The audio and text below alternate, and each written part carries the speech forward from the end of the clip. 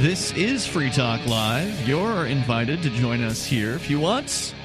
It is, of course, Super Bowl Sunday. So if you're watching the big game and listening to Free Talk Live at the same time, I appreciate that. Thank you for being out there tonight, because we are here live as we always are every single day, no matter what day it is, what holiday or what special event or whatever. We're here to do live talk radio with you, and the we tonight is me, Ian, but I've got a special guest co-host, Rich E. Rich. The one and only.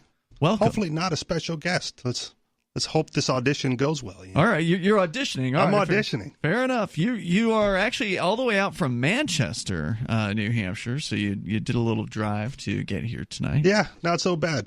Yeah. By way of Honolulu, Hawaii, if that matters to people. Yeah, well, we were going to get into a little bit of your history and like who you are. You are the host of your own podcast called The Anarchist Experience. Yes, sir. And that is one of the shows that is featured on LRN.FM, the Liberty Radio Network. And you've been doing that show for how long now? Almost 4 years now. Congratulations. We did episode 201 yesterday, and That's a big deal. We're pretty consistent on a weekly basis. So every week, so 52 weeks a year. So congratulations. Thank you. Very nice. And you came out here as part of this migration of libertarian people that are coming to New Hampshire. Yes, sir. The Free State Project. Can we say that on your show? You can, Okay. absolutely. That's the reason I came here. And then you did that late last year, or late summertime. Yeah, we landed in Manchester September, last week of September, and got settled in. And by landed, you mean you drove across the country? Yes. So we picked up our car in Long Beach, California, did 14 states and Canada. We went to Niagara Falls for a couple days over the weekend there, and then landed in Manchester. And how has it been so far? Oh, I'm loving it. Yeah. I mean, me and my wife were reflecting on it, and I'm sure she gets a little bit homesick. But for myself, it's getting to the point where I'm only 4 or 5 months in. But I can't imagine my life prior to the move. Really? And now you spent your whole life in Hawaii? I went to college in Washington State, graduated from Gonzaga. So I spent a few years on the mainland. Yeah. But yeah, born and raised in Hawaii, my whole life there. Now, Washington State does get kind of cold, right? Yeah, so that was a big thing when people came, when we moved, people were like, oh, what are you going to do about the cold? I'm like, well, been there, done that, number one. My wife, not so much, but myself, been there, done that. And they go, well, have you ever been as cold as northeastern cold? Mm-hmm. I go, well, it got down to negative 20 one year that we were in Washington, Spokane, Washington. Yeah. So, that's the colder part of the state too, right? Spokane. Yeah. It's more northern and eastern part, closer to Idaho than it is Seattle. Seattle's more rainy, and I guess the coastal weather, kind of just more rain, less snow. So, I mean, obviously, we're in the midst of wintertime, and you don't seem unhappy. No, not at all. To be here amidst Chipper. it. Good. All right, so we're doing Free Talk Live, which means it's open phones, as it always is. We'll take your calls and thoughts about everything that you want to discuss. We're going to go to the calls. Actually, we already have Tom on the line in New Hampshire, but I want to talk about this $23 million pedestrian bridge. We mentioned it briefly last night when we talked about this ridiculous stadium that they built, taxpayers, of course, paid to build in Atlanta, which is where they're playing tonight's Super Bowl. And they also paid $23 million for a so-called pedestrian bridge that links the stadium to a nearby public transit station. And if that were all there was to the story, it would be outrageous enough that they paid $23 million for a simple bridge. That on its own is a boondoggle, but there's more to this story, and we'll get into that coming up here. Also, Rich Paul joining us, so we actually have two Riches on the show tonight. So I'm just going to refer to you guys by your full name, just to keep things as simple as possible. And I'm also going to unmute your mic, Rich, so we can actually hear what you're saying. So hey, are you sure you want to do that? Yes, absolutely. Okay, cool. Absolutely. hot mic. We're going to Tom in New Hampshire to start things out here tonight. Go ahead, Tom. You're on Free Talk Live with Ian and two Riches. Okay, you're walking into the supermarket, and some people have a table out there. They're selling candy bars. They say that they're raising money for muscular dystrophy. You think it would be nice to buy some candy bars to help them raise money for muscular dystrophy? Is that a question? I mean, that sounds nice, I guess. I don't know if I want candy bars, though, right now. Well, most of us would prefer to help raise money to defeat muscular dystrophy. Okay, It would be silly. So, see, this is the trick question. However, there's a football game going on Semantical right now. game. Yes. And when that game is over, some sporting goods stores all over the place are going to be opening up and immediately offering merchandise with the name of the winning team as winning that game. Mm-hmm. And what they're doing is they're raising money for concussions. Okay, they're raising money for concussions. You might go to a concert where they're raising money to defeat multiple sclerosis, but when you buy a ticket to a football game, that's a fundraiser that's raising money for concussions.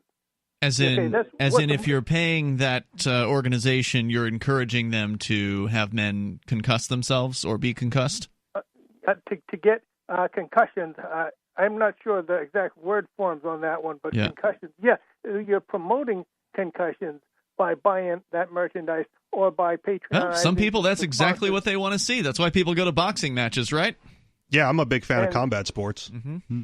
And so that's why, then people need to think about that.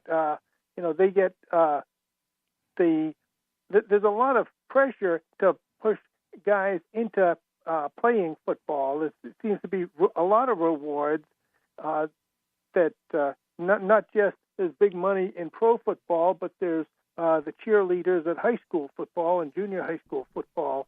And that can be a motivating factor for some. I'm not sure where your call is going, Tom. I'm not really even sure the point that you're trying to make here.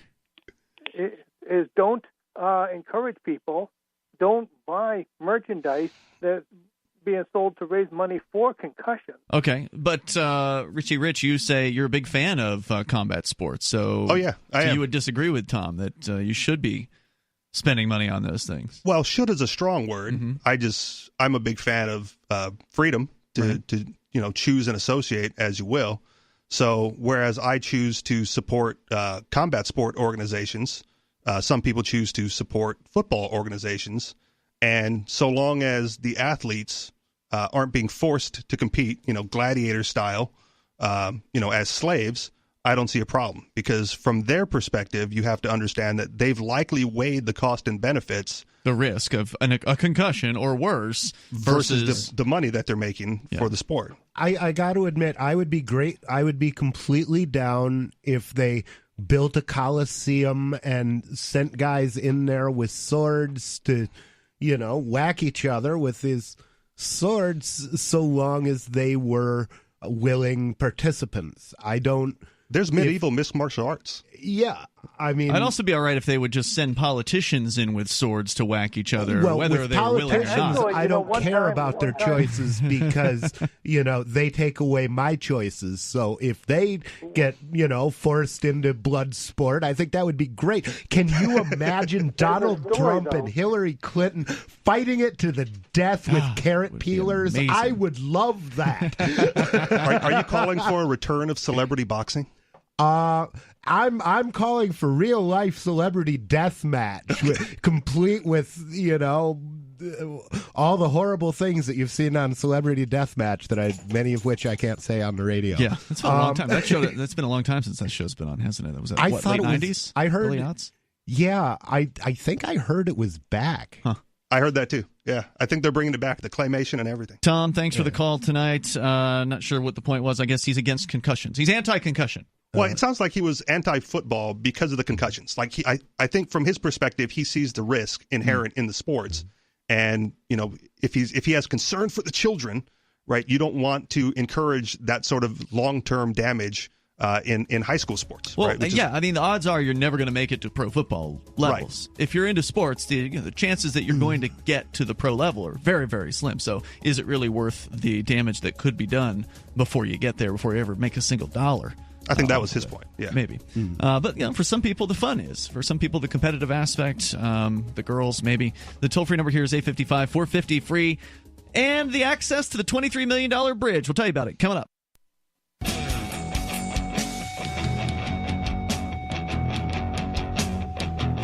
It's Free Talk Live. You dial toll free, bring up whatever you want. Our number here, 855-450-FREE. That's 855-450-3733. In the studio with you tonight, I'm Ian. Rich Paul. Richie Rich. All right, so you can bring up whatever is on your mind. We're talking about the Super Bowl bridge, the $23 million. Now, it's not a bridge to nowhere. This one actually goes somewhere. It's just you're not allowed to use it. Oh, okay. That clarifies things. Yeah. So in anticipation of hosting this year's Super Bowl at the brand new Mercedes-Benz Stadium, this is from Reason.com, by the way, the city of Atlanta spent more than $23 million to build a pedestrian bridge linking the stadium to the nearby Vine City Public Transit Station, allowing fans to cross a busy street without needing a crosswalk. The bridge was originally supposed to cost $13 million. Of course, it's government, so we know that the costs are going to be way over whatever it was that were originally projected. Gotta have those payoffs. You know, those you can't put them in the budget, but people have got to be paid off, or they're not going to let you do it. Well, plus, if the construction company just runs into trouble, they can raise the price tag halfway through, the gig. Like, what are you going to do? They got you over a barrel, and they know they're going to get the money because it's the government and it's a good old boy club. So it's already pretty pricey for a simple pedestrian crossing over a 4-lane road, but city officials approved the extra $10 million in funding to ensure the project would be finished in time for the big game. The Serpentine Bridge, decked out with dazzling customizable LED lights and wrapped with diamond-shaped aluminum panels, did indeed get finished in time for the Super Bowl, but it won't be used by the vast majority of the expected 80,000 people heading to the game on Sunday. Because of its location adjacent to the stadium, the bridge has been deemed a security risk and will therefore be closed to everyone except for credentialed staff and media, according to the AJC. Oh, wow. Now, do we get media credentials? I don't know how you would get that for the Super Bowl. That's probably not easy. Probably not. So it's only the government-approved media who gets these. Okay, yeah, I see. So if you are in the club, you can use the pedestrian bridge, the $23 million fancy flashing light pedestrian bridge.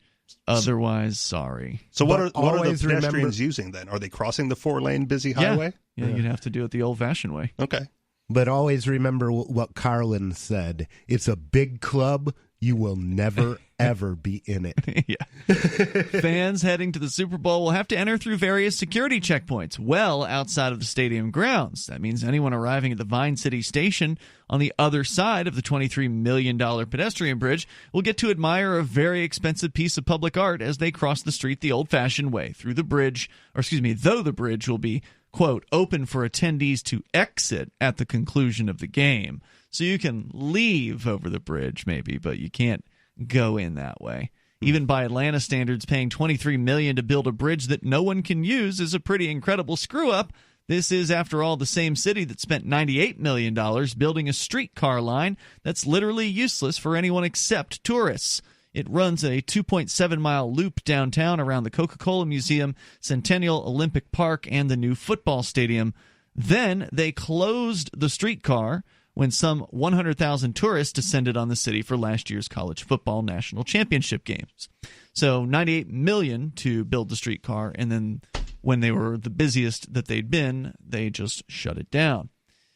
Just outside the city, the Atlanta Braves' new stadium, a disaster for taxpayers and fans in several ways, has its own issues with a pedestrian bridge that was supposed to connect the stadium with a large parking garage on the opposite side of Interstate 285. The bridge wasn't ready until the Braves' second season at Sun Life Park, leaving the team with inadequate parking and forcing fans to play a human version of Frogger when the new field opened.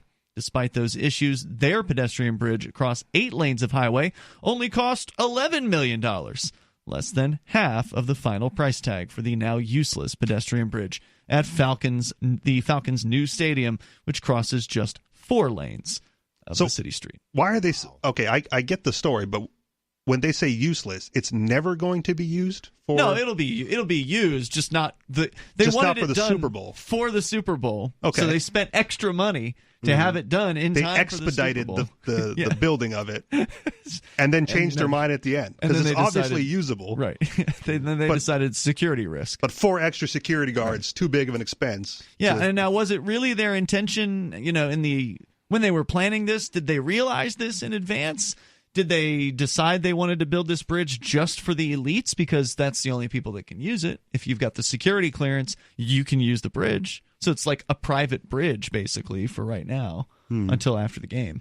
See, and if it weren't taxpayer funded, I'd be okay with that, right? Sure. Elites pay for private access to things all the time. Yeah, by all means. Yeah. Unfortunately, the whole thing was taxpayer funded. Right. The stadium was a $600 million taxpayer-funded boondoggle. We learned last night that one of the founders of the Home Depot, is the person who owns apparently the Falcons. Right. And so basically the deal is taxpayers shelled out $600 million, and the owner gets to take all the profits. Sure. So socialized it's like costs, being privatized America's profits. fattest welfare whore. Yeah. Yeah, crazy. That's really impressive. So the unseen cost of the pedestrian bridge, like other urban boondoggles, is worth considering too. What else could the city have done with the $23 million they spent on this project? What else could Atlanta taxpayers have done with that money if it wasn't expropriated from them in the first place? I'm sure feed the homeless and school the children is going to come up on somebody's list. Well, if it's your money, you can do whatever you want with it, right? Yeah, absolutely. Then that would be the ideal circumstance, would be to allow people to keep the money that they earn and then decide if they want to build a bridge, go ahead and become an investor in a bridge. Or an investor in the stadium, right? I think you guys were Sure. talking last week about, was it the Packers being either a privately owned or a cooperatively owned stadium? Yeah. That was mentioned last night, I Yeah. think. And that was supposed to be the only stadium that, at least it was the only one that we had heard of, that is that situation where... And I've heard that before as well. And now you've got another one being built apparently in, I think it was Nevada. There is another For the privately Raiders. funded... Yeah. There's another privately funded stadium that's actually being built, whereas the supermajority of these things are all taxpayer funded. Nice. Yeah, it's crazy. So that's the story, your Super Bowl headline here. There's actually other potential Super Bowl news at the top of the Drudge Report. They say here that during the halftime show, there may be a protest by the performing artists. Maroon 5 frontman has hinted that during their show, there may be some kind of an effort. Let's see here. There might be some sort of kneeling or whatever to kind of show solidarity with Colin Kaepernick. Yeah, if I had recognized that what they were singing was the Star Spangled Banner at the bar tonight, I would have knelt for it. It's just they do it so stylized. They were halfway through the song before I knew what the heck they were singing. Well, I'm surprised the rest of the bar patrons didn't stand up and take their caps Well, off. I was there pleased were to see they people didn't. standing up with their hands at their heart. There were a couple people at the I missed bar that. like that. Yeah, because I was looking around during that just to see what the people in the bar were doing, because we were all out at our weekly social event that we do here. I wonder if you could do a hybrid of that, like "I'm coming, Wheezy," or what was it that Fred Can you put your Sanford hand over used your to heart say? and kneel at the Isabel. same time? Toll-free number here, 855-450-FREE. That's the number you can join us on. You can bring up anything that's on your mind, whether you want to talk about Super Bowl controversies or other things. We got some kid killed by his parents that you wanted to talk about, Richie Rich? Guardians. We'll get into that coming up here in moments.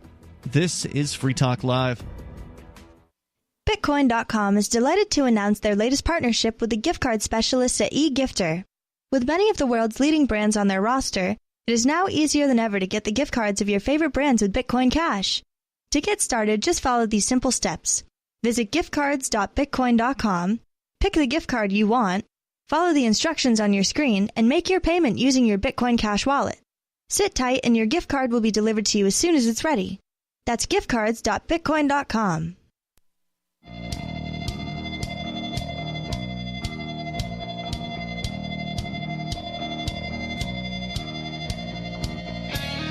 It is Free Talk Live. Dial in toll-free to bring up whatever you want here. The toll-free number is 855-450-FREE. That's 855-450-3733. And you can join us online over at freetalklive.com. Enjoy the features that we have there on the site. Free Talk Live brought to you by Bitcoin.com. That is where you can go to learn a lot about Bitcoin. Maybe you're new to cryptocurrency. You need to get started learning about it, and they've got a great academy over there, the Bitcoin.com Academy, where you can learn the basics about Bitcoin and crypto. Highly recommend it. It's free, so why not spend 10 minutes and get educated? Go to Bitcoin.com. If you're not brand new, you can still find a lot of value at Bitcoin.com. They've got a great news section. They've got a Bitcoin forum where you can engage with the community and so much more. Once again, go to Bitcoin.com. As we continue, we've been discussing government boondoggles, the ridiculous $23 million bridge that they built outside of the Atlanta Falcons Stadium. They spent $23 million to expedite the process so they could have it done in time for the game, the Super Bowl, which is happening, as we speak. And it's there. The bridge is done. It's just now they had to shut it down because of so-called security concerns, because it's too close to the stadium, so they can't have enough control over that area, I guess, or something like that. So they can't allow us normal folk to cross the bridge. The elite class, no problem though. Right? Yeah, no threat there. You got your security clearance, then you're good to go. So if you're if you're an executive at the stadium, you're fine. Sure. Yeah. So that's what we started the show out with here tonight, and we'll find out, I guess, if there's going to be a potential protest during the halftime show. The story from BizPackReview.com says that proud flag-loving patriots who hate seeing the American flag disrespected may have no other option but to tune out of the upcoming Super Bowl halftime show. The show's been mired in controversy because of a concerted effort by radical far-left activists to stop any artist from performing at the event. I don't know if y'all heard about this, but like the people who contracted the artists who agreed to do this event, they were targeted. Kind of like how those activist groups will target talk show hosts that they don't like. Yeah. Well, I mean, they should be targeted. Anybody participating in this welfare nonsense should be targeted because they're wasting our tax dollars buying stadiums. There were 5 Air Force jets flying over this. I didn't mean to watch it. We were in a bar. It was on TV. You couldn't look away from the miraculous waste of money going on that they have to fly these jets over the frigging thing. What do those things cost? $1 million just to get them off the ground once? The gas isn't cheap. So that's $5-6 million right there. So people could see planes fly. So they could see an ostentatious display of patriotism. Yeah. Right? So is everyone in the stadium complicit to that? Yeah, well, if you're participating, I mean, are you complicit? I don't know. Is it that if I bought a ticket victim blaming, because most of them don't really benefit from it, but they just want to go see a show. I mean, do you have to consider the business arrangements of the place, the venue at which you're going to see a show, just because you want to go see a show? Well, it's a good question. I don't know. Or any place you shop. I think a boycott or or protesting of the Super Bowl would have been a great response to the money wasted on the stadium. Yeah, that much is definitely true. I mean, it is a lot of money that they blew on that stadium. On the other hand, though, I mean, corporate America is rife with corruption. It's rife with sweetheart deals with governments. Whether it's as simple as Walmart or Target getting a property tax exemption for a decade, right? Like, oh yeah, we'll come into your city, we'll bring 250 jobs into your city, but we're going to need to have a tax exemption for the next 5 to 10 years. This is pretty common, right? Where the city governments will cut these big corporations a break in order to locate within certain city limits. And so, I mean, do I have to consider that before I walk through the doors of a Walmart to go buy some toothpaste? Well, I would certainly consider that before reporting a shoplifter at Walmart. Walmart isn't my friend. If you steal from Walmart, I don't care. If you steal from any corporation, I care if you do. And here's why. Because, well, first of all, stealing's bad. But secondly, it also raises your prices. So whenever theft happens, they socialize the losses by raising prices as necessary to cover them. Yeah, so all of the people in the store who are buying things essentially pay whatever the costs are of the loss control, of all the the cameras and everything they need to do to try to reduce the number of thefts. But if they lose product, and they do, it's called shrink in the retail business. They suffer about 3% shrink each year, is my understanding. Which it's not bad. Well, as things go. I mean, most people would like to see lower prices, and if people weren't stealing, then prices would be lower as a result of that. Probably true. So one area that I struggle with when it comes to like corporations getting tax breaks is I have trouble blaming them for that activity, right? Sure. Don't we all want to avoid paying taxes as much as possible? Yeah, so when a corporation does it to get a sweetheart deal, if they're getting a tax break, and let's avoid the subsidies that come along with that, why do we as a culture, I guess, blame them for seeking to maximize their profits and then again pass on the savings to the consumer? For me, tax breaks aren't really a problem. It's more an issue of corporate welfare. When you're giving them money, everybody should get 100% tax break. Sure. What bothers me is that the people in the club get all the tax breaks, and the people not in Carlin's club get nothing. They get robbed more to pay for it. Isn't that another case of victim blaming, though? Is it? Like I'm getting taxed, therefore Walmart, who is not getting taxed, right, is the aggressor in that instance. Well, right. Walmart is not the.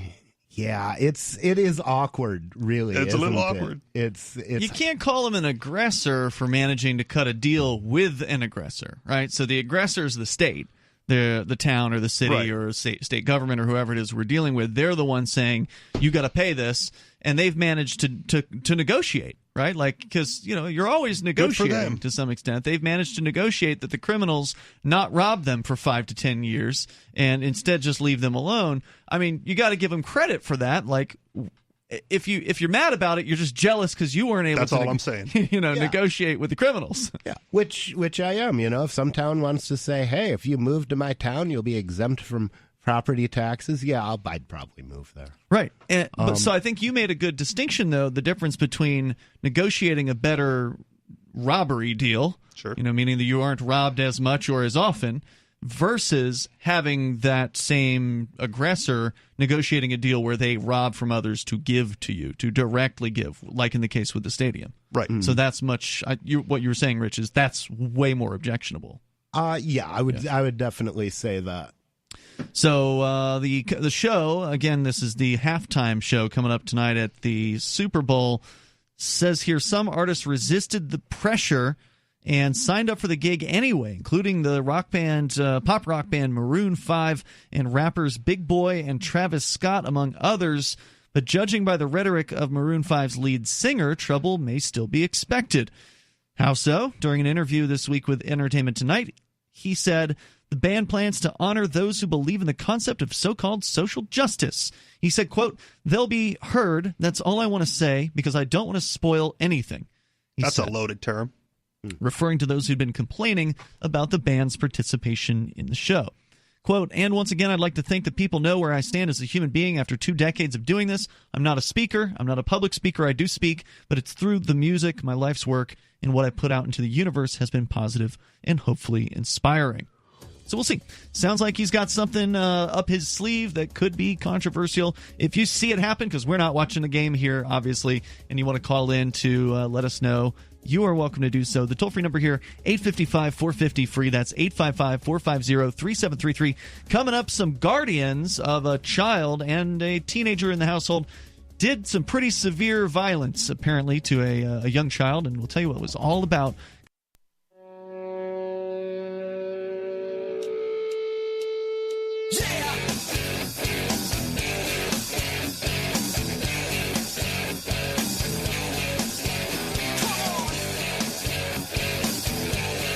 It is Free Talk Live Sunday edition of the show. You can dial in toll-free and join us here. Our number is 855-450-FREE like freedom. That's 855-450-3733. Joining you tonight, I'm Ian. Oops, sorry, Rich, my bad again. Try that again. You're scared of me tonight, aren't you? Rich Paul, you just don't know what I'm going to say. And Richie Rich. All right, you guys, we go into the phones, and then we'll get into a story you wanted to share with us, Richie Rich. You've got a disturbing story about a young boy beaten to death by guardians. It is quite disturbing on a number of levels. Yeah, we'll share that coming up next. But first, Sarah is on the line in New Mexico. Sarah, you're on Free Talk Live. Go ahead. I just also I have used the radio power. The radio power. Tell me about that. Yes. Well, it's I said that I accomplished quite a few things, and I brought in the 8 mobile speeding units, to New Mexico. Oh, yeah. You give yourself credit for the addition of basically speed traps to New Mexico. You think it was your phone calls to radio stations in the area that got this done? A public voice for the people. Well, the thing is, it's a public voice for the club. Yeah, public voice for the gang. What's that, Sarah? The thing is, I felt like I was an effective tool because they only had 3 mobile speeding units, and now they have 8, and they had them for 15 years. Did they put out a press release thanking Sarah in Albuquerque for her hard work? Why do you want more of them out and about? Are you in danger? Well, we only hit like 800 pedestrians, and I met a guy who got his leg broken. He was one of the 8. I said, you're one of the 800 people that got hit by a car and got their legs broken but lived. So I met one of you. That happened to me. One of the 800. You got your legs broken or hit by a car and lived? Both. Got hit by a car, broke my leg, and lived. Damn. Now, who is this? Who am I? Who is this? I am Richie Rich, the one and only.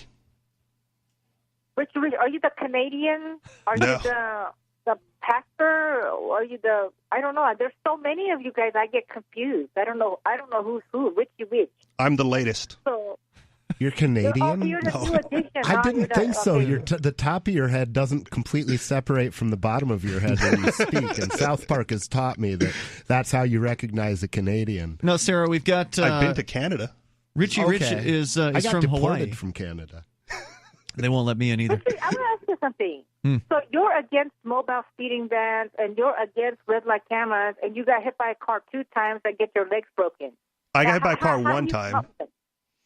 See, if you'd only been hit twice, then you'd be in favor of these things. Well, I mean, the speeding cameras exist, and there's lots of cops out there. The world is full of pigs, and he still got his leg broken, so it didn't solve the problem. See, one of the things you have to understand, and this might only be coming from me, is a lot of that has to do with a mindset shift. So I got my legs broken and I'm laid up, not even in a cast. They put a rod in and I'm laid up, can't go anywhere, can't do anything. My buddy comes over to hang out with me for a little bit. And the first question he asked me is, how did you manifest this in your life? And that's a difficult question to process because I had to think about all the choices and all the decisions that I made as an individual on how it came to be that I was in that intersection at that time in front of that car. And so I never, the driver tried to run, and they were luckily there were cops on the scene at the time, but I never blamed him. I never felt any ill will towards him. Maybe a little bit for running, come on, little help there. But I wasn't mad at him because again, it was choices that I made, responsibility that I had to take for my actions that put me in that spot, and when my buddy asked me, he said, how did you manifest this? I said, I think I just really needed a vacation. I was getting a little burnt out at work, and now I'm off for a couple of months. So, So do you know anything? What about the driver? Was he drunk or what happened? What was the circumstance? It was late at night. I was leaving my restaurant job, and I was on a moped going through an intersection, and this particular intersection has a left yield on left yield. You have to yield to oncoming traffic to make the left, and he just didn't yield. And you were oncoming? And I was oncoming, and he was coming the opposite way, and he was making a left, and I was going through the intersection, and he just crashed right into you. And he crashed right into me. Now had I been paying a little bit more attention to the road conditions, I may have seen him, right? And I had the opportunity to slow down or stop. But I was honestly a little bit distracted. I wasn't on my phone because I was on a moped, but I was, looking down the other way to, because another car made a right-hand turn from the left lane right in front of me. I was going, what the hell is this clown doing? And then when I turned back, wham, yeah.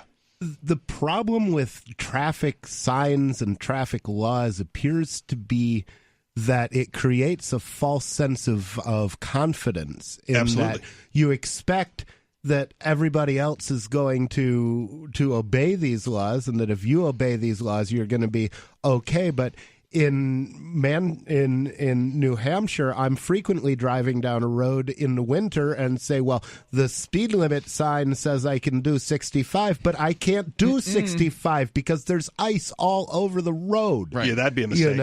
That's a problem, and if you take out the signs, they found in a couple of European towns where they've done this, people slowed down. They are not so certain, and not being so certain as to what they're going to encounter, they have to personally pay attention be more cautious. to what's going on. Just like if you don't have government regulation of food, then you have to think about what you eat. You can't put that off on somebody else. Get poisoned by lettuce. Well, Sarah, what do you think about that? The devil's lettuce hasn't killed anybody, but the Romaine's lettuce, that's whacked a lot of people this year. Sarah, listening to all that, this is obviously kind of antithetical to what you believe. You fully believe in the government. You love having government safety vehicles and speeding cameras and all kinds of red light cameras. And so your thoughts, Sarah? Go ahead. Well, I'm just amazed with Richie that if there was a red light camera, the driver would have been careful, because if he struck you, he would have been caught. They caught him. He could just hit one. They caught him. There were actually cops on the scene doing undercover sting work. You know what? What if there was no cops available? What if you just hit and run you like they do here in New Mexico? Because there's no red light cameras whatsoever. All we got is it's not going to fix the broken leg either way. Yeah. Red light cameras are timed to, they serve a very specific purpose. They wouldn't have had any impact on this guy's situation because the light wasn't red. The guy was at a green light, but he was supposed to yield. So Correct. The red light camera would have cut no ice on them. Red light cameras are, from my understanding, designed to take a photo at the time of somebody burning through a red light, basically. Right, exactly. That's why you see the flash. That's not what if it's nighttime and you go through one of these intersections with a red light camera, you'll see the flash go off. Mm-hmm. And it's distracting as hell, actually. So, Sarah, thanks for the call. Huh? What? It also takes the pictures of all the accidents. It has a sensor. So they have 10 pictures of who did what. Yeah, but how would that have protected me? How would that have protected me prior to the incident? It's preventative. She's saying the guy would have been careful. She's saying because the camera were there, the person who ran into you would have been more cautious because they would not have wanted to be caught on the camera. Because he would have been looking at the camera rather than me. That only works if the guy is more concerned about paying out $100 in a traffic ticket than he is on breaking somebody's leg. It seems like. Well, and also it presumes that the person is as aware of the existence of red light cameras as Sarah is. This guy obviously wasn't thinking real hard at the time because he ran into you like a fool. And so he probably wasn't thinking about anything having to do with driving in that moment or that intersection. He was just thinking about whatever it was he was distracted by. Yeah, and I've done that too on the road, right? You lose time on the road. And if it's a regular route that you take very frequently, your mind wanders and you just drive on instinct. I'd like to see some statistics on how many accidents are caused when somebody sees a cop and slams on the brakes. I would love to see statistics on that. How about just the fact been released? Not just slamming on the brakes, short yellows and known red light cameras. But having a police officer nearby changes behavior generally, right? So, like, if I've got a cop behind me, I'm checking my rear view way more often than I normally would be. I just can't help it. I can't help it. Keep looking up at the rear view mirror. Oh yeah, people who see the police are afraid, and I learned that by driving a fake police car or a retired police car. People are scared to death of police cars. It's true. More coming up here in moments. 855 450 free. Thank you, Sarah. We got Smart Cash is a peer-to-peer digital currency that is fast, secure, and easy to use. Smart Cash is building a foundation that can support daily transactions for people everywhere. One feature that sets Smart Cash apart is the Smart Hive governance model and how the community can vote to fund the best projects with block rewards stored in the Smart Hive project treasury. Unlike other cryptocurrencies with voting systems, Smart Cash allows everyone to participate. One smart equals one vote. Learn more at smartcash.cc.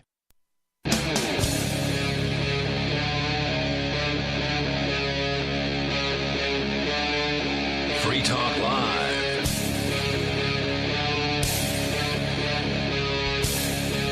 It's Free Talk Live. We're launching into the second hour of this live Sunday edition of the program. Our toll-free number here is 855-450-FREE. That's 855-450-3733. We've also got the Discord on-air call-in line rooms over at discord.lrn.fm. Just jump into any one of those rooms and you'll sound almost like you're sitting in the studio here with us.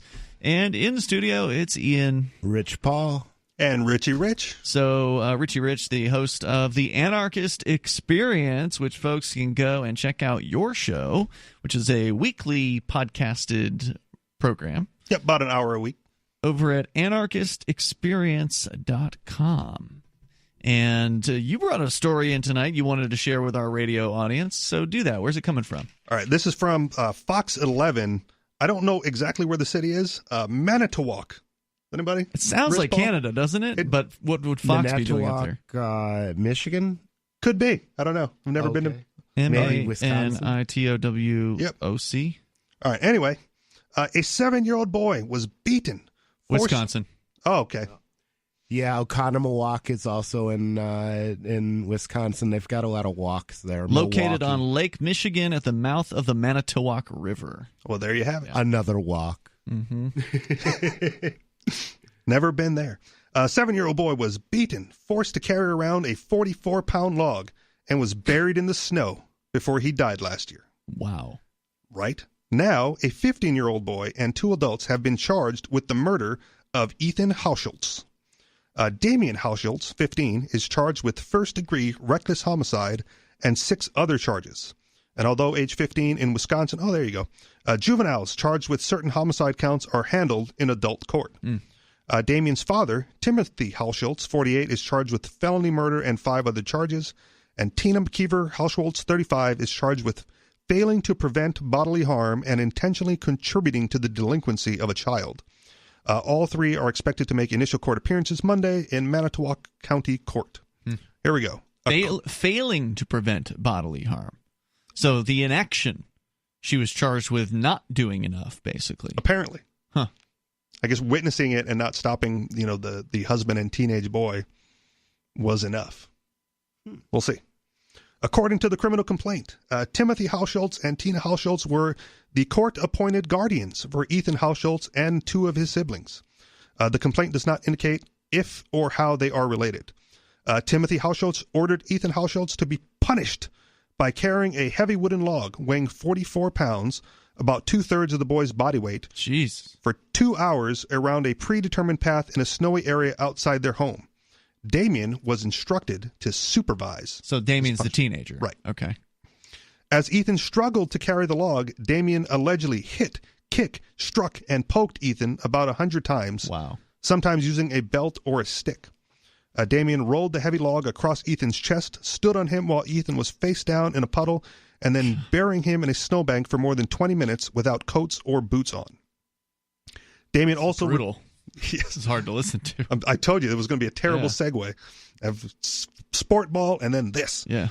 Damien also repeatedly struck Ethan's twin, who was also ordered to undergo the punishment according to the complaint. Ethan died of hypothermia, but also had extensive other injuries, including blunt force object to the head, chest and abdomen, and a rib fracture, the medical examiner determined, the complaint states.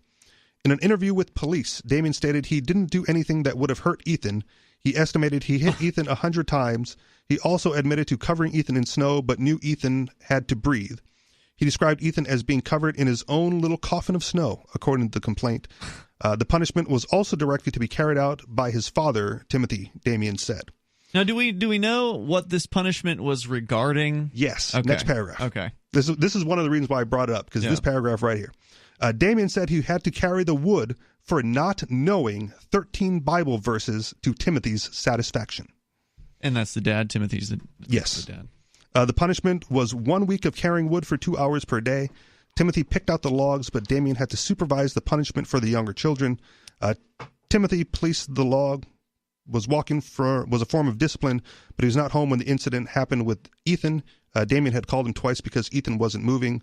Tina was not quoted in the complaint. One of Ethan's siblings said she was aware that Timothy uses this form of discipline. So for not knowing a Bible verse is what he underwent. And I'm going to guess that guy has a really strong objection to like killing your kids before birth, but it's okay to kill them afterwards. Beat them to death. Wow, your memory just wasn't good enough, so now you get to carry a log 2/3 of your own weight around. I mean, can you imagine how difficult that must be? Yeah, I mean, that would be a 120-pound log for me now, but it would have been a 180-pound log for me a few months ago. So that's heavy. a lot to carry. Yeah, no matter how big you are, carrying 2/3 of your own weight is not going to be unless easy you're task. an ant. Sure, they can point. carry They can massive fractions. 50 pounds They or can 50 carry more times. than their own weight, right? Like multiple times. Yeah. their own weight. If I remember my 8th grade science class, I think it was like 50 times was basically what ants do. Wow. All right, so Bible verses. I mean, obviously Bible you feel verses. strongly about this. Well, do you have a religious upbringing? Imagine trying to carry 50 human bodies. I mean, even that's a lot of weight. Yeah, it's a lot. Yeah. So, well, the biggest objections that I found, related to this was, number one, the Bible verses, right? Because, that it implies, at least, that they're a religious family, number one. And for whatever reason, religious families seem to be more obstinate, for lack of a better term. Obstinate. I'm actually not familiar with what. Obstinate? Yes. Obstinate. Okay. Oh, Yeah, I'm okay. familiar with that So one. they're more stubborn. Yeah. When it comes to that sort of thing. Okay. Right? Like,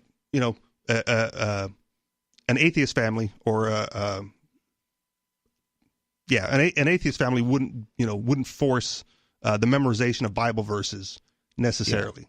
Well, right. I mean, if you're going to believe a bunch of nonsense written by goat herders like 2,000 years ago, didn't know where the sun went at night, you got to be a stubborn bastard because you've got to resist logic and reason and all those things. No, wait, is that to say that there aren't atheists who would beat their kids?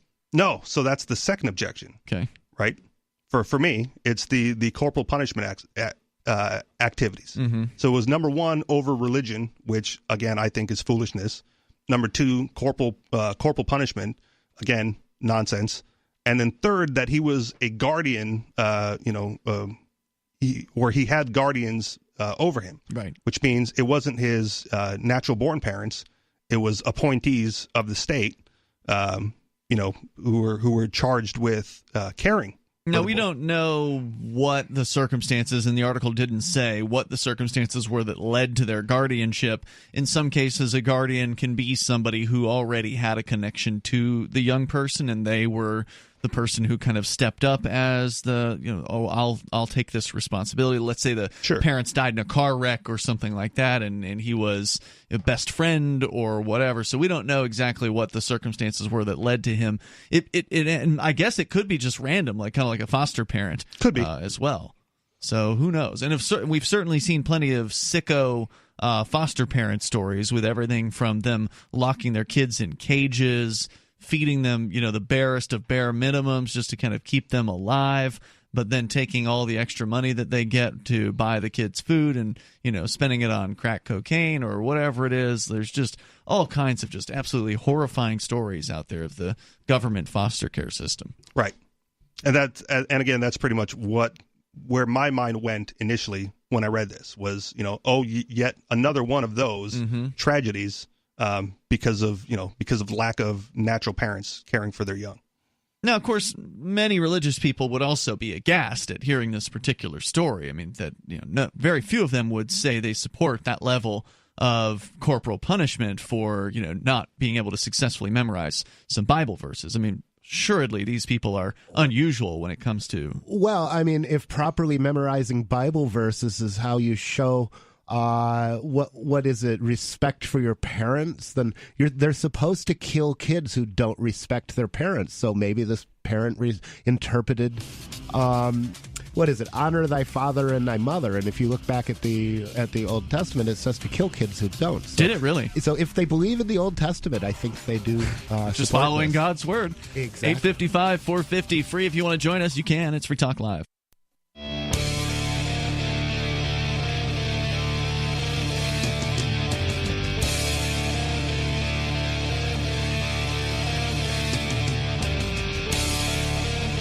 This is Free Talk Live. You can take control of the airwaves here. The toll-free number, 855-450, free like freedom.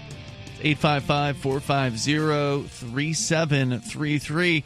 Earlier tonight, we were talking about some of the Super Bowl boondoggles, like the $23 million bridge that nobody actually gets to use, except if you've got a security clearance during the game. They spent that much money just to have the bridge done in time for the game, and then ultimately decided they weren't going to let you walk over it. And then also, according to our chatters in our Discord server, which, by the way, you can join by going to discord.lrn.fm. You can jump in and interact with other Free Talk Live listeners there. It's a free service. It's there 24 hours a day. And some of y'all in the server are actually watching the halftime show. And there was a question earlier tonight: apparently there was some talk that Maroon 5, which is one of the pop music groups out there, they're going to be playing and doing some sort of protest or some kind of solidarity motion or statement. We didn't know because the lead singer in the group was just kind of teasing it. He wasn't saying exactly what it was that they had planned. And according to one of the folks, Gene the Christian Anarchist in the chat room, it did say that one of the rappers, now he's not clear whether it was Maroon 5, I don't know who he was watching at the time, but apparently one of the rappers was bleeped out. Now, I don't know if that means that he made a political statement and they bleeped that, or if he just, the normal lyrics of the song he was singing, can't air on television. So rappers get bleeped all the time. Yeah. So, I don't know if that's actually a political statement, although you would think that if you were performing at the Super Bowl, you'd play the clean version of your song, right? Probably true. So maybe that might lead you to think it was the political statement. I hate clean versions. I know. I do. I hate that on YouTube, usually if you want to see the video, you have to listen to the maimed version of the song. Really? On YouTube? Yeah. Yeah, it's I haven't not noticed that. There's no official rule of it, but like if you look up Steel Panther community property, you can see the video, or you can listen to the real version of the song, but you can't do both at the same time. Interesting. Yeah. That's one of your favorites for karaoke, by the way. Yeah, and that's also true for "Addicted" by Bliss and Eso. It's a great video, but I never watch it because it's the clean version. It ruins the song if you don't. Yeah, it really stands out too when you know what you're missing. It really stands out when you get to those parts of the song. Oh, and Rehab Bartender is the worst. Is the worst one, because there they just change the words to something else, and it's the wrong words. Well, if you know the song at karaoke, you should just sing what you know. Well, yeah, of course. Well, yeah, at karaoke, I do what I want. Okay.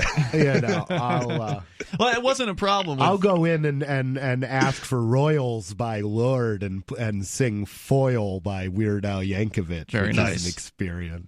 Toll-free number tonight, if you want to join us, whether it's talking about the Super Bowl halftime show, karaoke, whatever it is that's on your mind, you can bring up anything here. Or crazy religious people beating their child to death. or I guess allowing their teenager to do it, because it sounded like the statement was that dad wasn't home at the time that this was allegedly going on. I think the teenager, it was the teenager did the beating, but it was carried out at the behest of the father.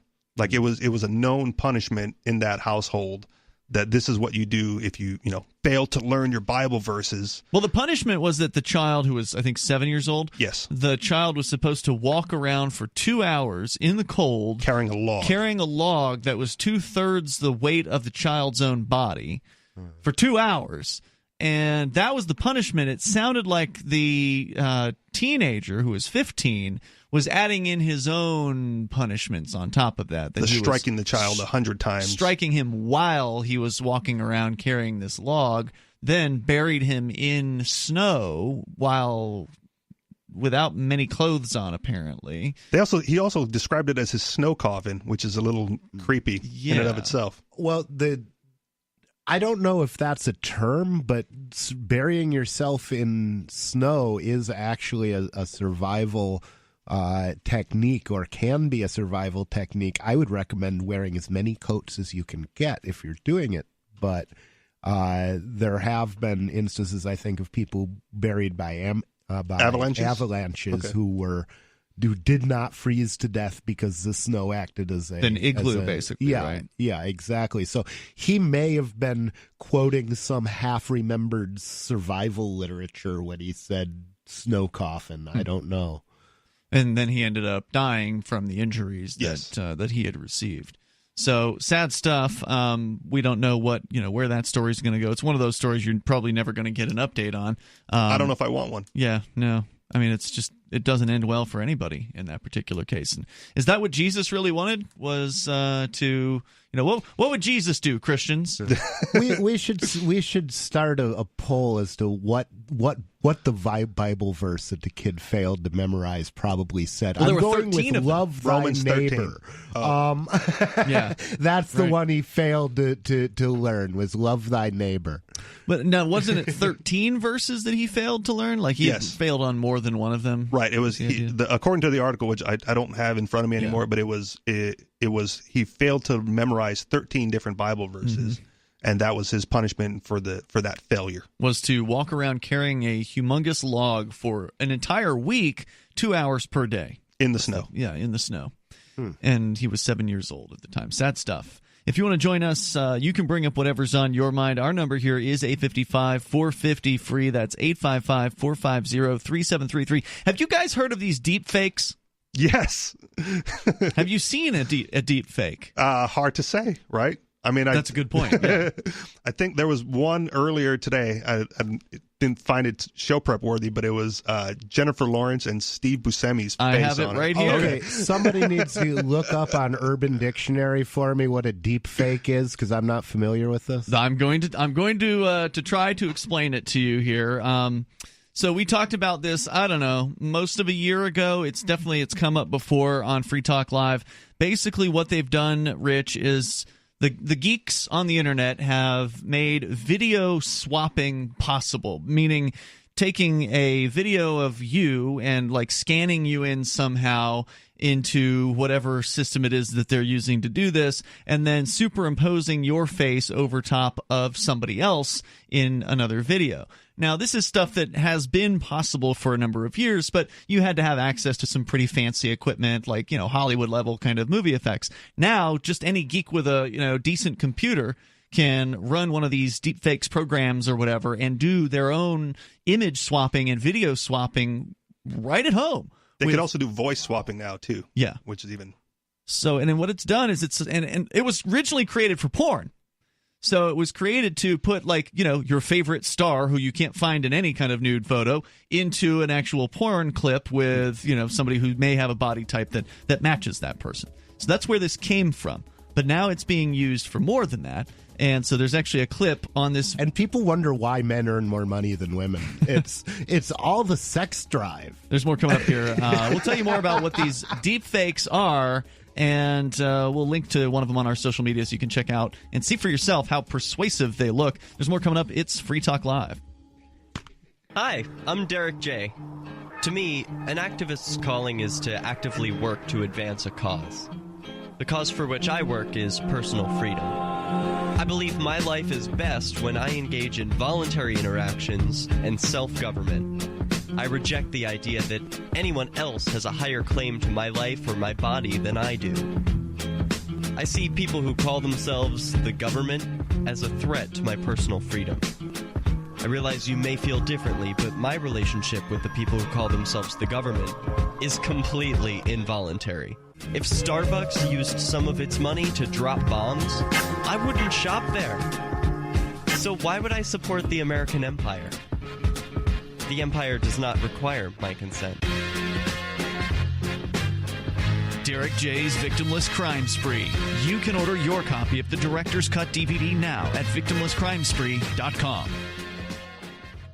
But it blew by talking about it, because then if we did it, it would have been expected, So we just wore our own thing.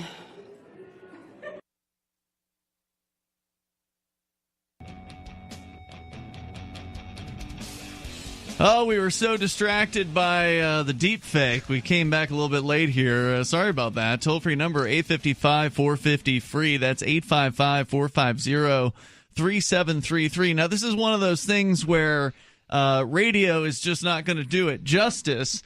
We were trying to explain to Rich Paul who Steve Buscemi is. Now, even though you're looking at his face there, you didn't recognize him. So I'm going to see if I can pull up his, what he would. I'm guessing normally. He doesn't usually wear a body like that. Well, normally he's pretty skinny, so the body type is probably pretty right on. He's Does he have boobs?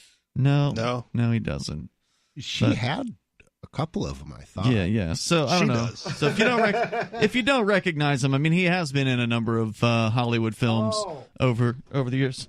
Oh yeah, he was in The Usual Suspects, wasn't he? No, I don't think he was. I don't think he was in that. You're thinking of Kevin Spacey or something like that. He was in. I remember him from Escape from Los Angeles, which most people probably haven't seen. It was a sequel to Escape from New York. I've seen it. I wouldn't recognize him from that one. I loved Escape from New York. He was Maps to the Stars Eddie in Escape from Los Angeles. But yeah, he's been in a bunch of movies. So anyway, Steve Buscemi superimposed over top of Jennifer Lawrence. I mean, expected Amy to win. It still sounds like Jennifer Lawrence. I just it was just this was very. But when you look at this video,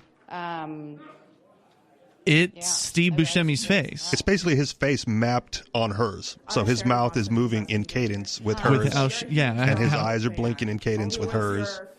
Yeah, and his eyes aren't just blinking. They're like, they move, and it looks around, and it looks very realistic. Now, it would be interesting to do a side-by-side comparison to see the original clip of Jennifer Lawrence. I'd like to know if those are really her arms, because as I look at it again, I'm not seeing boobs. I'm seeing a dress, but no boobs, and the arms do look kind of masculine. So if this was developed for porn, they can do the whole body. Yeah, they could. You're right about that. So we're talking about deepfakes. I want to get into what that is. We'll tell you more about it, and they've gotten even better in just the last 12 months. The toll-free number here is 855-450-FREE if you want to join us. By the way, Free Talk Live brought to you by LibertyStickers.com. If you want to reach people with the ideas of freedom, you can do it from the back of your car with LibertyStickers.com. You can reach thousands of people with a bumper sticker, and you know that people love to read them, so check out the vast selection of witty, poignant, pithy, and downright bombastic, liberty-oriented messages available to you at LibertyStickers.com. So, I mean, we know that there's really great technology out there for doing fake video work.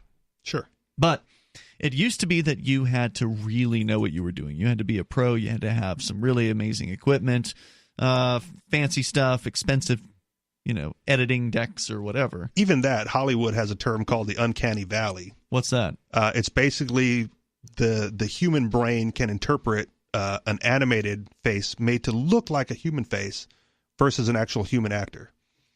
Which is why certain CG movies don't look right when you see the CG. Because there's something wrong about it. There's something just a little bit off about it. And they refer to that as the uncanny valley. And it seems like with the deepfakes, that may be bridged. Yeah, they're filling in the valley somewhat. I wouldn't say it's perfect. There's maybe some telltale signs in this video, but the quality was HD. We were watching this during the break, and I did a full screen on this. This is an HD quality. It's not like somebody did a real low-res fake here, and they're cutting corners. This is a nice-looking piece of footage that is clearly Steve Buscemi's face superimposed, but not superimposed. Superimposed isn't really the right word. That sounds, when I say superimposed, it sounds like it's just slapped on there. Mapped to. Mapping, I think, would be definitely the right word here. The story is from the Daily Dot, and it says, while the nation grapples with concerns over the spread of inaccurate and deceptive information online, fake news, deepfakes, these are videos in which an individual's face is superimposed onto another, continue to advance at a quickening pace. Now, the new ones are downright terrifying.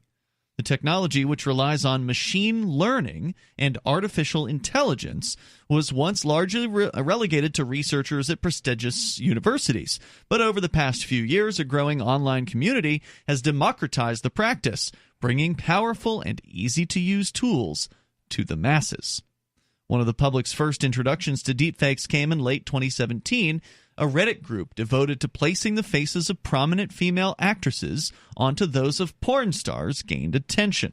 And it was probably around the shortly thereafter that we covered it here on Free Talk Live. Because I remember we had our Discord server at the time because Gene the Christian Anarchist was going crazy over this. He loves these deepfakes. The originals, Gene? Yeah. As reported by Motherboard's Samantha Cole, members of the now banned subreddit explained how they would first gather stock photos and videos of celebrities such as Hollywood star Scarlett Johansson.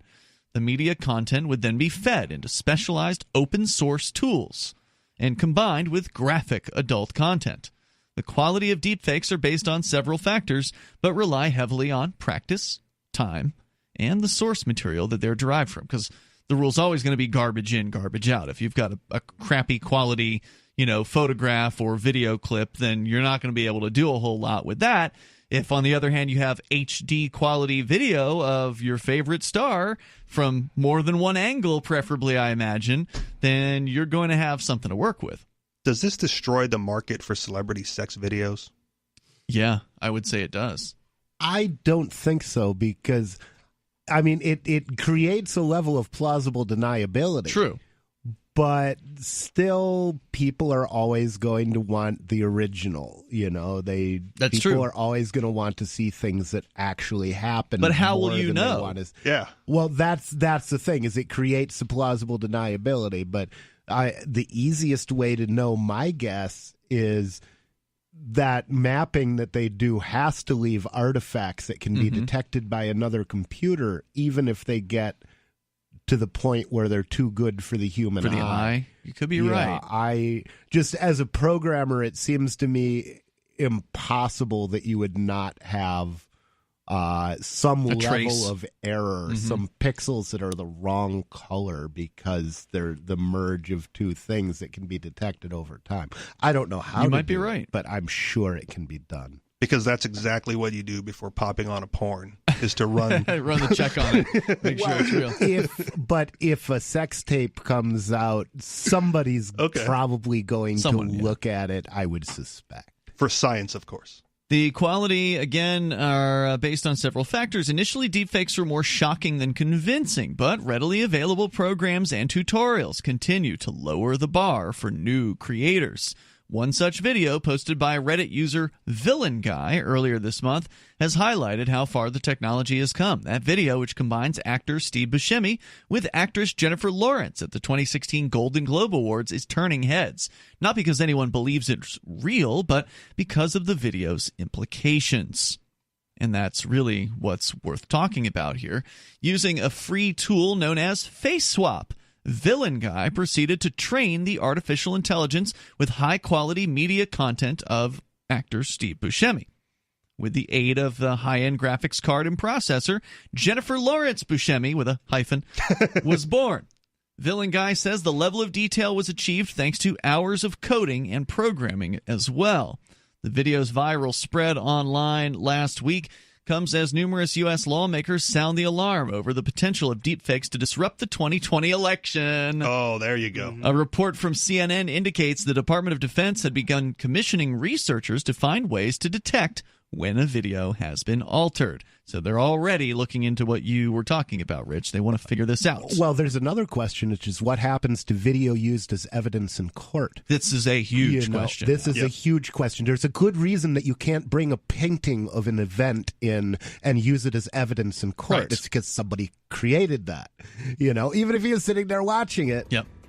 It's not what really happened. Right, and so now that we know that the average computer nerd with a graphics card can do convincing fake videos like this in the year 2019, it's just going to get easier. It's going to get more affordable. The thing we have to do is make sure that the common people know how easy it has become and how powerful. And I guarantee you, the CIA was able to do this 10 years ago. More coming up. Join us here, Free Talk Live. It's Free Talk Live, the live Sunday edition of the program, as people are still trying to figure out the difference between fake news and real news. Now you got a real problem on your hands because fake video, they're calling them deepfakes, and we covered this story about this probably about a year ago here on Free Talk Live. Well, guess what? Technology just keeps getting better. The computing processing power that you need to do this stuff keeps getting more efficient, keeps getting cheaper. The software keeps getting better. They keep upgrading. Then it's open source, so anybody can get in there and work on these deepfakes programs. And they are making some very persuasive-looking videos these days. One of them, they combined Steve Buscemi, the actor, with a different actor, or rather actress, Jennifer Lawrence, and put his face over hers, like melded his face, mapped, I think was the word you used. I said mapped. Richie Rich, mapped his face onto hers, and it is convincing. Yes. It's amazing work, and it took the guy who did it, he calls himself Villain Guy, a fair amount of time. He said he achieved the level of detail that he did with hours of coding and programming, but still, it's only hours to create a minute-long fake video that, had it been used for some sort of nefarious purposes. Imagine how many hours the Russians have. Exactly. Or, as you pointed out, Rich, the NSA or the CIA or the FBI, they certainly have the access to the resources that they need as far as computing power is concerned. They can, if they don't have the computer geeks on staff already, they can hire them to do this kind of stuff.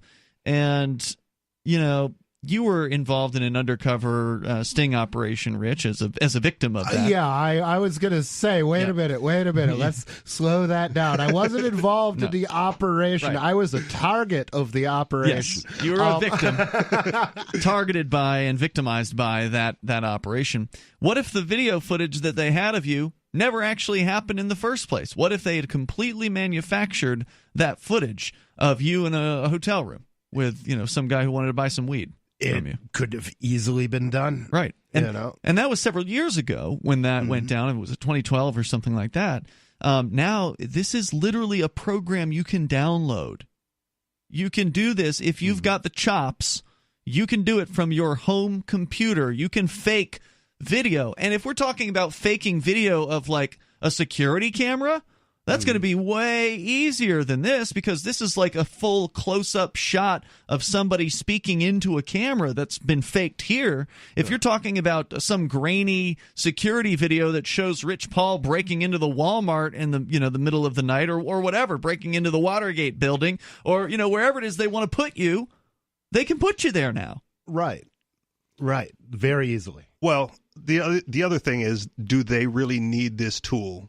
With all the false allegations and suppression of evidence that they already have, is this just another tool to convict people of crimes that they didn't commit? Yeah, it could very well be that. And do they need it? Because they're already pretty proficient at no that activity. Tool will ever be as effective in getting convictions against innocent people as plea bargaining. Yeah, plea bargaining, which is what, 97%? Yeah, 97%. So they've got 97% of people can be falsely convicted just by not being convinced not to put up a fight, because if they exercise their rights, their right to due process under either the 6th or the 8th Amendment, I can't remember which, then they will be further punished for exercising their right to question the facts.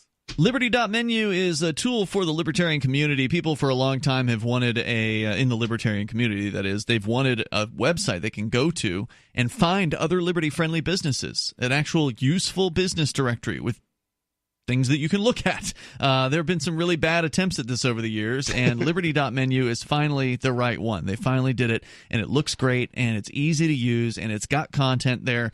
Whether you're a business owner or maybe you're an events coordinator, maybe you are a digital content creator, whatever. There's different categories for the thing that you do that other people within the libertarian community might find interesting. Anarchists, voluntarists, people who care about freedom, people who agree to abide by the ethics of the non-aggression principle and reject the initiation of force. If you agree with those things, you qualify to use Liberty.menu. And it's free, so really, unless you don't want free exposure, then there's no reason not to go and do this. Over at Liberty.menu, you can use code FTL and get yourself a special badge. So these deep fakes, it's important to get this information out to people. It's important to see for yourself because, again, we can't play the video for you on the radio.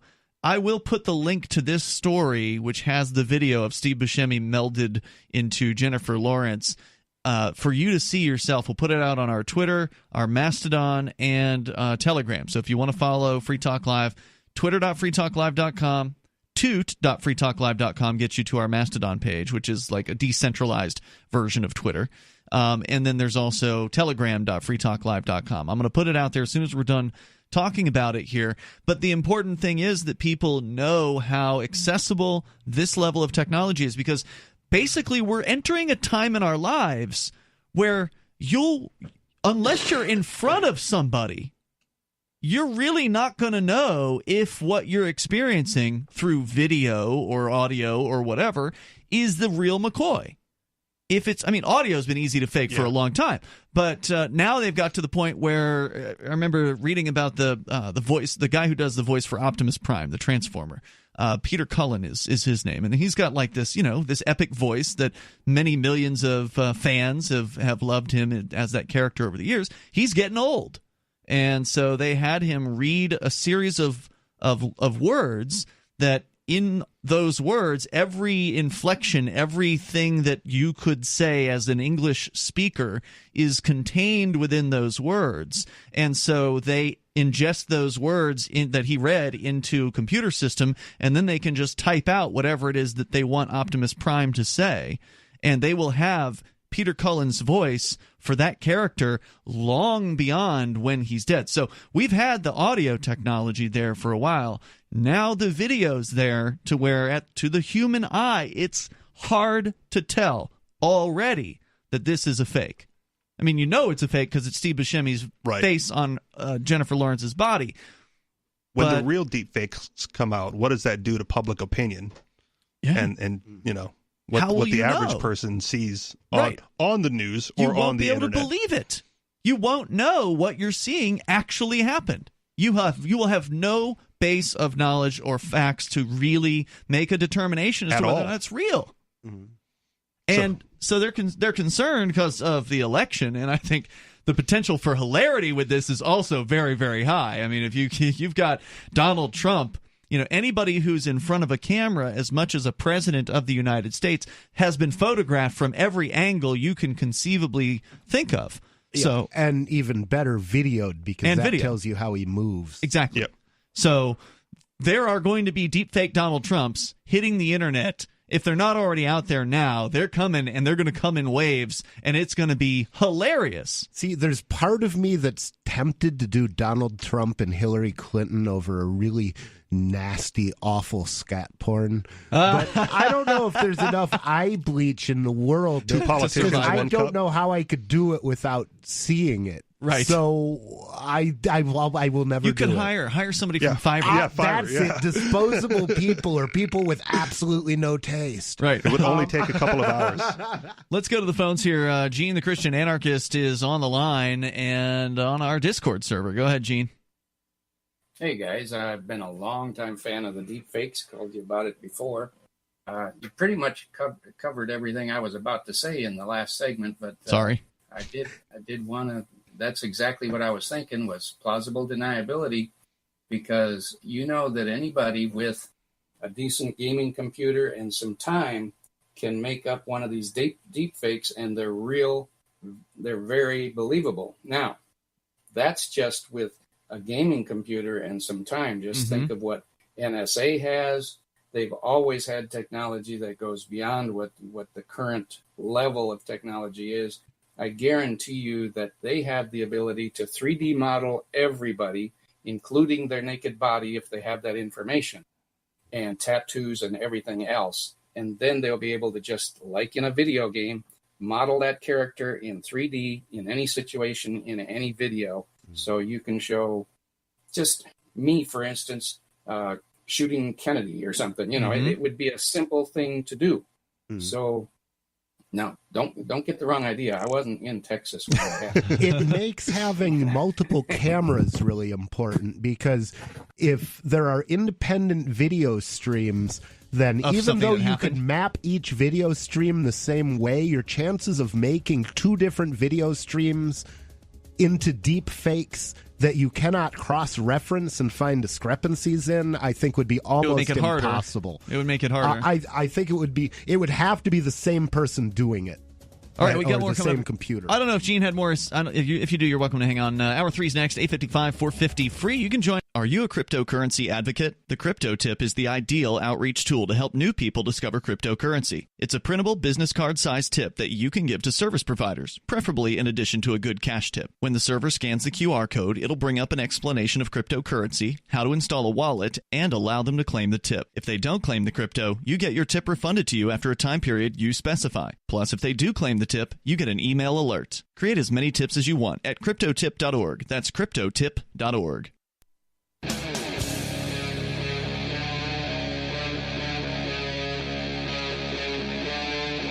Free Talk Live.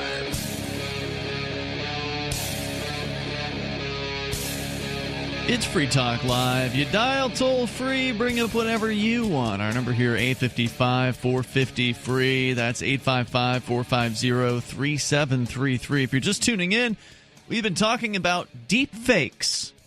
Never heard of that term before? Well, many people probably haven't, because it's a relatively new technology that has gotten into the hands of just your average computer geeks at this point.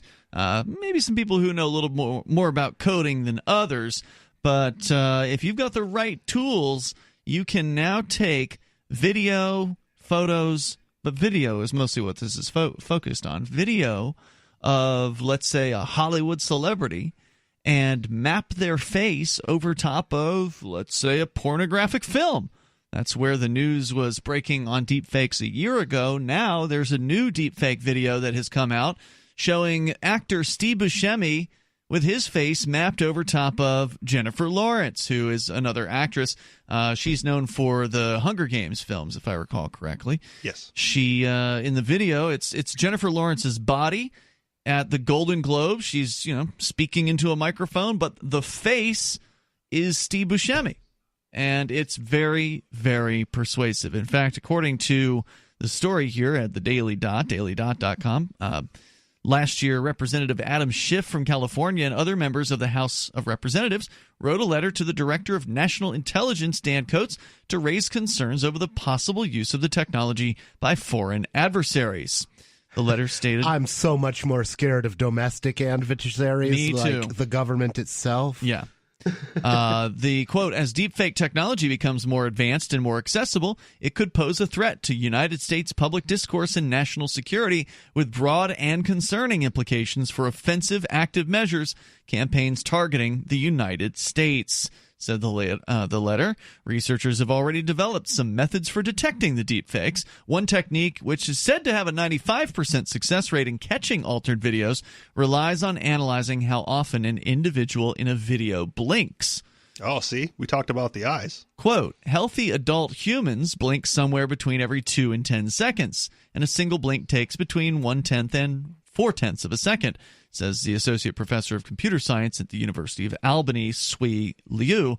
Wrote in a Fast Company article last year, quote, "That's what would be normal to see in a video of a person talking, but it's not what happens in many deepfake videos," unquote. However, these deepfakes will only become harder to catch as time goes on.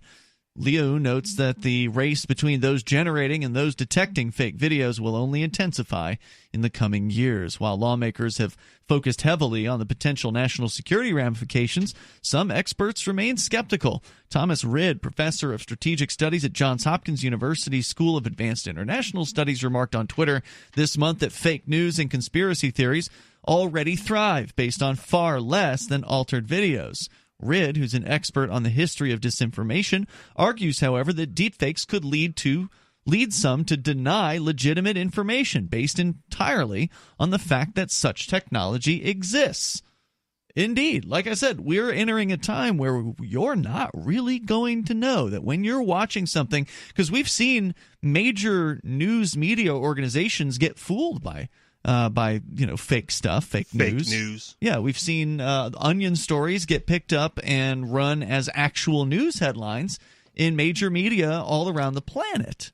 Well, a lot of that is because it's getting very difficult to distinguish the real from the satirical at this point. Yeah, that's something people are always failing to pick up sarcasm on Facebook, and I have the same issue. And it's like, well, it's hard to detect sarcasm since the world went crazy. Because sarcasm you can usually recognize by somebody saying something so stupid that nobody could possibly believe it. But then you have actual Marxists out there and Donald Trump. Really and Donald believe Trump. What they say. Right. And you have actual fascists out there who really believe what they say. So what is really too absurd to think that some idiot really believes this? So you've got a problem with reality being hard to believe. Just on its own. Right. And now you add to that the fact that any video that purports to be real may be completely fabricated. So what is real these days? I mean, it's impossible to know. My buddy has a game on Facebook. Is this a real Donald Trump tweet? Right, but that's just the text. Yeah. And it's hard to tell. And it's hard to tell there. Yeah. Mm-hmm. So then you increase that when it comes to video. Is this a real video? Is he really saying that? Because he says some pretty outlandish things, and if there's a deepfake video of it, how would you know? Well, if you're driving a car or a country, please put Twitter down while you're doing it. Yes, that's good. Although I got to say, it's pretty entertaining reading some of his tweets. Yeah, I got to say. The fake ones. See, Donald Trump, the thing about him is, I mean, he's horrible, but he's hilarious. You know, he is. Just the things that he does, and watching the liberals' heads explode is also hilarious, entertaining. Let's go to back to Gene, the Christian anarchist. He's still there on our Discord server. Go ahead. Yeah, at the top of the hour, I think it was Rich Paul, as you guys were fading out, said something about, well, you need a lot of information to make these deep fakes, but that's wrong-headed thinking. Because that's thinking 20 years ago. Today, with a single picture, and I put a link on the Discord, today with a single picture, you can extract a 3D image of a person's face. And that's just what's known to the average computer programmer like you and me. There are things out there that we don't know, that we don't have information to. And I guarantee you that's true. But if you're going to do a video of me speaking that is going to convince somebody who actually knows me, then you're going to have more than one 3D image of me. You're going to have to know how I move. You're going to have to know, if you're faking audio, you have to know what my voice inflection is. Mannerisms. Like. You need mannerisms. How about an impartial jury of 12? But somebody who wanted to make a deepfake about you would get all that stuff. So I guarantee you that with today's technology, the government could produce any video they wanted to, and it would be indistinguishable from a real one. And they can. So currently, with today's technology, we need to doubt absolutely everything we see and hear. Because I mean, there is no such thing as video evidence at this point. Yeah, I mean, for example, who's going to use that evil, it's going to be the government. Yeah. They will be the ones that will use that evil to their advantage. Well, if plausible deniability is a thing. Imagine if the fake videos that were released of bin Laden after he died, if he kept getting older instead of getting progressively younger. Yes, they were doing it with bin Laden way back then. So just think what they can do today. Well, if plausible deniability is a thing, let's go the other direction then. And what if you have home security video to protect your home, and someone breaks in, and because of the deepfake technology, right, all of a sudden they're claiming that it wasn't them. You faked it. You faked it. You're trying to frame me. Absolutely true. So we can't believe anything we see in the future. That's gone. How it is. That's the new reality. Is you don't know what's real. That's right. It's going to be sad. I think that may be one of the reasons that the world is going crazy. You said you find it liberating, Gene? Yes, I find it liberating in a way, because now you can plausibly deny anything that they put in front of you. Now, that also, if you can transfer that plausible deniability to the jury, then the jury can really throw out any video evidence.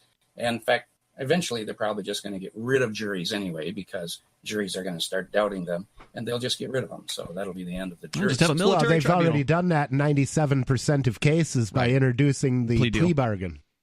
Yes, and some states have reduced the jury from 12 to 6, and some states have reduced it from unanimous to 10 out of 12. Oh, geez. So they have been crippling the jury for years. In fact, I wrote about this 35 years ago in a newspaper article about how the jury system was being crippled clear back then. Gene, good call tonight. Thanks for sharing your thoughts on, at least we presume it was you. It could be a fake version of Gene. Thanks for the call. Appreciate it. Toll-free number here is 855-450-FREE. That's 855-450-3733. Your comments on the deepfakes or whatever it is you want to discuss. You can take control of the airwaves here. This is Free Talk Live.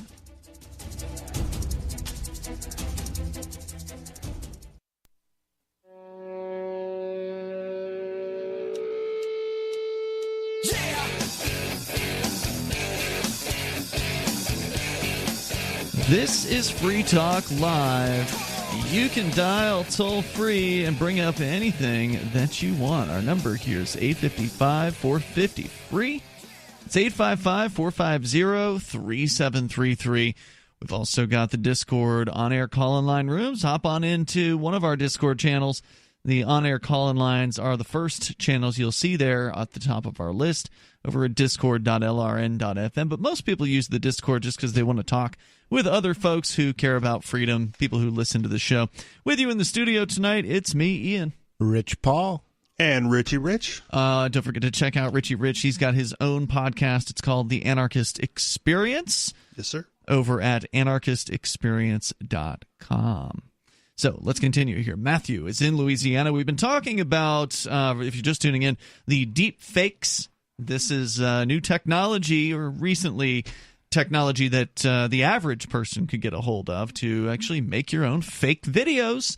Now, you may still need to be more of like a computer geeky programmer type to do it, but there are a lot of computer geeky programmer types out there now. They're on the internet. That can do this stuff. The software is open source. It's available to anybody. That means you don't have to pay to buy some fancy software suite. It's free, and it just keeps getting better to make videos that look very, very real, and essentially have made it to where, as Gene the Christian Anarchist was pointing out, you really just can't believe anything that you see anymore. I mean, it's just a surreal kind of world that we live in, where the reality itself is so bizarre and hilarious and ridiculous all at once. And then you add on to that the fact that every video that you could ever see from this point on could be completely fabricated, is just a very, well, as Gene put it, he says it's liberating. I don't get that. Well, you're liberated from having to know what the truth is, I guess, because you couldn't possibly. If you want to. I like my five senses, and I kind of trust those. You're liberated from the lack of plausible deniability that video gives you. Is true. You can get caught on video doing things like, nah, that wasn't That's just me. a deepfake. Let me show the jury deepfake videos of 3 different people on that Doing security camera doing the same thing, and you tell me which one is real using your eyeballs. So crime goes up. Well, I don't know. Most of the things that people get prosecuted for aren't crimes. So that's a good point, too. Toll-free number tonight, if you want to join us here, 855-450-FREE. We go to Louisiana, where Matthew is on the line watching us on YouTube. Go ahead, Matthew. Hey, first off, let me greet Richie Rich. It's been like years since I read your comic books when I was a little kid. Did you like the Dollar Dog? That's what I get a lot. Absolutely. Do you have a dog named Dollar? No, I don't. Now, did you choose the name for yourself, or was it your parents who actually named you Richie Rich? I chose the name for myself. Okay. Yeah. All right. One of those guys. Was it inspired by the cartoon character? Sort of. Okay. I mean, it's a short but long story.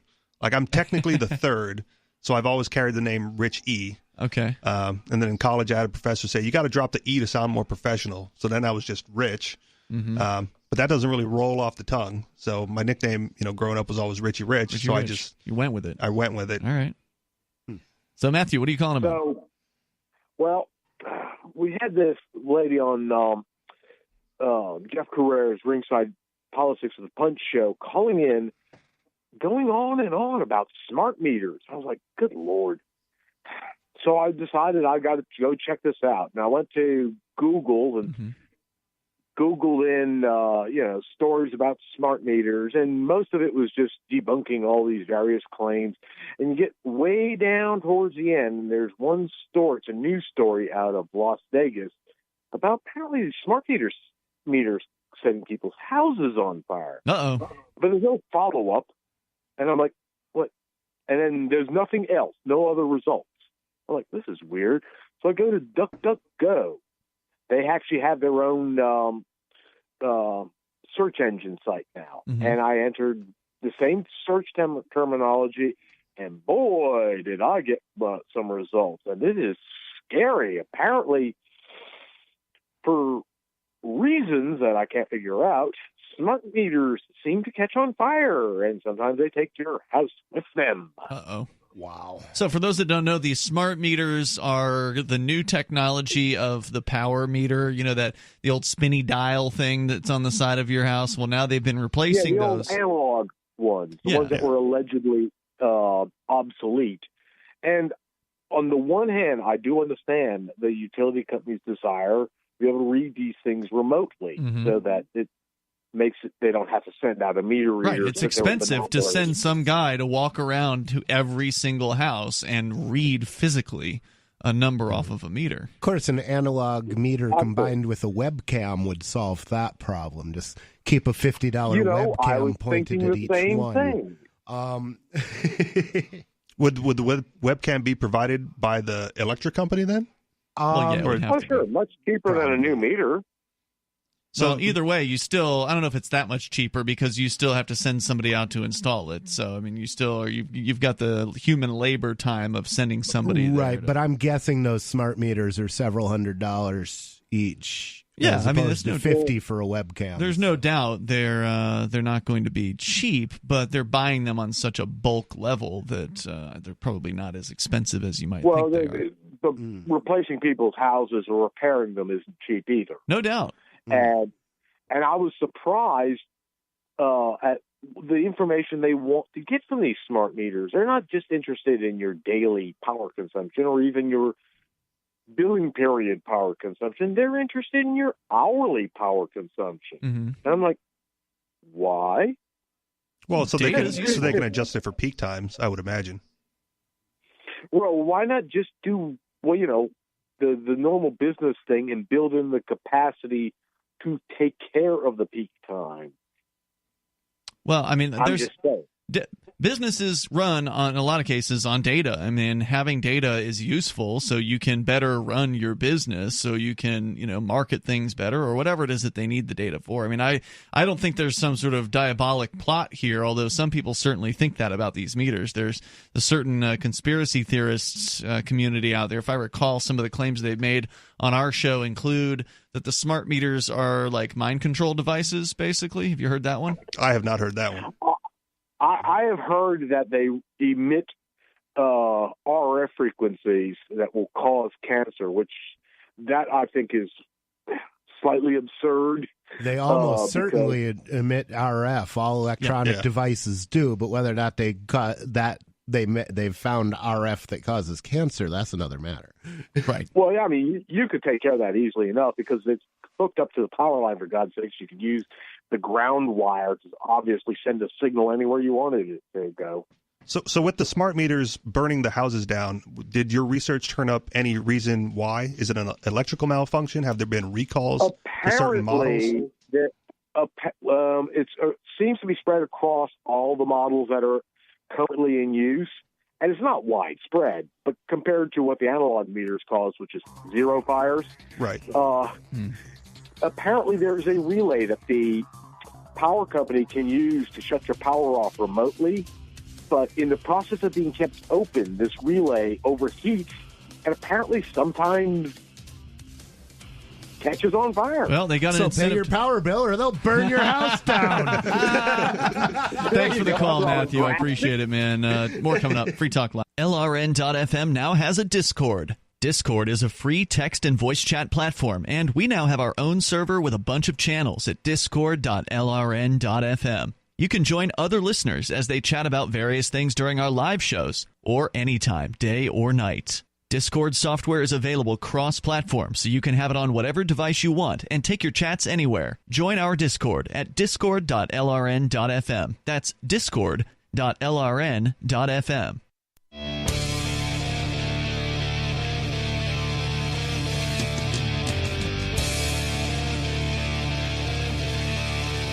This is Free Talk Live. You can dial in toll-free and bring up whatever you want. Our number here, 855-450-FREE. That's 855-450-3733. We're talking about determining the fake from the real, not just when it comes to news, which is what has made a lot of headlines over the last couple of years, the so-called fake news, and trying to detect that, but also now detecting fake videos is going to get harder and harder to do with the technology out there known as deepfakes. We're going to continue. I was going to say, here it's Ian with you. Rich Paul. And Richie Rich. Go ahead, Rich. What were you going to say? Oh, yes, we're actually experimenting like this. What I'm rolling right now is actually much browner than it appears on the studio cam for those of you watching. It's but we've made it appear to be green just to very easy transform to do. Amazing technology, yes. You can't trust what you see on the studio cam. Nope. No. And you really can't believe anything anymore unless you're actually there in reality to see it happen, because everything is questionable at this point. All video footage can be faked, and it's getting easier than ever to do that. There's a little bit more analysis here from some of the folks over at the Daily Dot article, dailydot.com, reporting on the deepfakes, where they spoke with someone from Johns Hopkins University School of Advanced International Studies, Thomas Ridd, professor over there. He is an expert on the history of disinformation. He argues that deepfakes could lead some to deny legitimate information based entirely on the fact that the technology to fake information exists. So that's a plausible deniability. Right. So you're showing somebody a real video, but they're like, that's fake. Well, I know they could have faked that, but you're like, no, I recorded it myself. I know that it's real. Well, you can't prove that that's the original footage. We go back to a society of storytelling because it's the only way to convey firsthand information. The most concerning aspect is possibly deep denials, the ability to dispute previously uncontested evidence, even when the denial flies in the face of forensic artifacts, said Ridd. Although fears concerning deepfakes and subversion from malicious foreign actors draw attention in the nation's capital, fake videos could potentially cause much more damage to individuals. Granted, a fake video of a politician engaged in some sort of devious behavior could spread rapidly online before being debunked, but a similar altered video is used to blackmail, or if a similar altered video is used to blackmail a vulnerable person, it's likely no credible fact checkers will be there to put out the fire. The practice of targeting ordinary women with fabricated videos has already begun.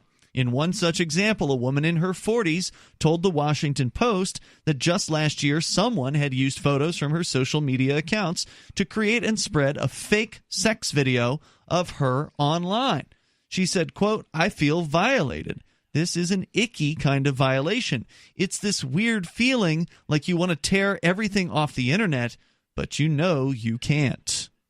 So, look, I think this is one of the things I've said before about all the, I guess, frustration that people have when it comes to nudity online, and the idea that if you take a selfie, a nude selfie or something like that, send it to a boyfriend or girlfriend, and then they maliciously leak that out, and after the breakup or whatever, they call that revenge porn, I think. Yep. I have said before that, look, there's so much porn on the internet that, like, the fact that you're naked on the internet really doesn't make a big impact on anything. It's not uncommon for people to be naked on the internet. So I've just kind of felt like, what's the big deal? If it's that big of a deal, then, don't take nude photos of yourself. But at this point, all you have to have is just any photos of yourself online for somebody to make a nude version of you on the internet. And that would certainly matter to a modern-day Iago, who, if you haven't read Othello, Iago tricks Othello into believing his wife is cheating on him, and Othello kills his wife. Well, there's all kinds of opportunities for that sort of thing. And as you say, if you claim to be a friend and show up with you're having sex with somebody else's wife, he's probably not got a fact checker handy to say, hey, I can process this video and determine that it's actually fake. Just acting on impulse at that point. Exactly. So the point here is, if you're worried about somebody making a nude video of you, well, then it's too late. If your pictures are already out online and somebody has the time and the interest to do it, then there's going to be a nude video of you. I can see this being the next level of Bitcoin email scams. You mean like extortion? Right. Because right now it's floating around, and I know some people that have got them, where it basically says, the hacker or, the scammer says that they got your passwords, they've hacked into your computer, they've said they've taken video of you, handling your business while watching pornography, and unless you send them Bitcoin, they're going to release it. They're going to release it to your friends and family because they have your contact list. Mm-hmm. Well, now if they can do a deep fake with basically a profile picture of you on social media, then there's even greater evidence that they could use to extort you, because then they have video. True. If Although, you care. If all they're working with is a facial video, then not to put too fine a point on it, they don't know how I'm hung. They don't know if it, tends to lean left or lean right. So you could prove that it was fake by showing the real thing, right? Well, I could, but you could only do that once, because if you do it publicly, then they've got a picture of it. Well, that's what I'm saying. Like, the people who are all worried about this, I don't think there's really any reason to be concerned. Oh, no. There's a naked video of you on the internet. Welcome to the internet, where there's a zillion naked videos of people. Like, it's going to get to the point where people should just be laughing at it. Like, somebody used my face and put me in a nude, porn video. Like, it's not going to be the end of your world, because eventually everybody's going to know it could be fake. And eventually they're going to get tired of seeing all their friends' faces on, porn videos. Like, it's just going to get so commonplace that it won't matter. So maybe we should all just go out and do deep fakes of ourselves and put them out there, so it's like, okay, you've seen a fake naked me on the internet, and I'm actually, not quite that well hung, and it's okay because that's actually not me. But you want to show me a fake video of me? I'll show you a fake video of me. Because anybody can do this at this point, and it's only going to get easier. So, I mean, I understand why the woman's upset. She calls it a violation, But the reality is it's just a creative work of art. I mean, you might not agree with it. You might not like it, but that's what art is. It has people, they have different feelings about it, right? Like you can feel strongly about a piece of art. You can hate it, but another person might actually love that very same piece. And because all value is subjective. Right. So I'm just saying, look, lady, your life is going to be all right. Whether there's a fake video of you on the internet, or you actually put a real video of you on the internet, or you gave it to your boyfriend, then broke up with him and he put it on the internet, odds are it's not going to stop you from getting that next job that you want to get. And if it does, maybe you didn't want to work for that person in the first place. And what are the odds that your next job interview is going to be looking through, porn sites to try to see if you... I mean, how does that even happen? What do people think is going to happen because there's a video of them naked, whether it's real or not, on the internet? Well, one assumes that they would target it, send it to friends and family, maybe send it to current coworkers rather than people you're about to interview with. So that could... I mean, it's something to talk about around the water cooler. Nobody wants to be lied about, except, some people do want to be. Well, and business owners can be pretty finicky about hiring practices. About who they have working for them. Because you become, even in your off time, right, you become an agent of the organization. But this now gives you the plausible deniability to deny real porn videos of yourself, right? So if you've actually got a real video out of you that your ex has, they're mean and nasty and they've released it on some revenge porn site. So there's an actual real porn video of you out there. Well, now all you have to do is just claim, that's a fake. Obviously a fake. Right? Yeah, I would never do anything like that. I'm an upstanding citizen. Yeah, toll-free number here, 855-450-FREE. And for those unwilling to take the time to learn how to develop your own deepfakes, you can simply pay to have it done. A now banned community on Reddit, known as r/deepfake service, was found to be selling this content in early 2018 to anyone willing to give them at least 2 minutes of source video. More coming up in moments. Cigarette ban possibly come to Hawaii.